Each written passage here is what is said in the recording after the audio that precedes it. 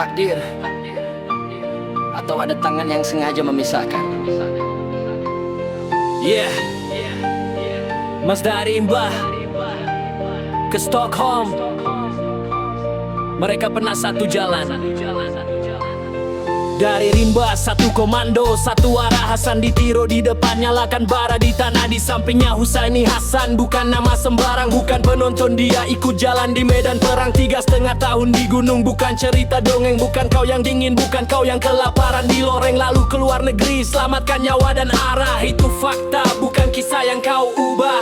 Stockholm dingin tapi kepala tetap panas. Pengasingan panjang 3 dekade tanpa balas. Di sana cerita mulai retak perlahan, bukan karena awal tapi karena kepentingan. Kau mulai belah, ini kubu, itu lawan. Padahal dulu makan pahit dari piring yang sama. 2 kantor 2 arah, itu yang kau ciptakan. Lalu kau jual ke publik seolah itu kebenaran. Siapa yang belok, siapa yang ubah jalur, siapa yang nulis ulang sejarah biar terlihat makmur. Dari satu barisan jadi 2 cerita, bukan fakta yang pecah tapi narasi yang kau reka. Siapa yang belok, siapa yang ubah jalur, siapa yang nulis ulang sejarah biar terlihat makmur. Dari satu barisan jadi 2 cerita, bukan fakta yang pecah tapi narasi yang kau reka. MP jam kau lempar, mana bukti konkret? Atau cuma label biar mudah kau delete? Kau cap satu nama biar terlihat hitam, biar yang lain bersih padahal sama-sama tenggelam. Husaini Hasan kau jadikan kambing hitam permainan, padahal dia tulis sendiri bantahan dalam tulisan sejarah diputar. Itu bukan kata kosong, itu jeritan orang yang tahu dirinya disudutkan dan dipotong. Hasan ditiro tetap simbol yang tak bisa kau jatuhkan, tapi nama di sekitarnya kau coba singkirkan. Kau jaga ikon tapi buang bagian cerita biar sejarah rapi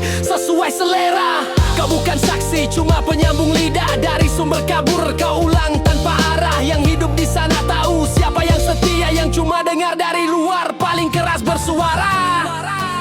Ini bukan soal siapa paling benar, ini soal siapa yang jujur saat cerita tersebar. Kalau awalnya sama, kenapa akhirnya beda?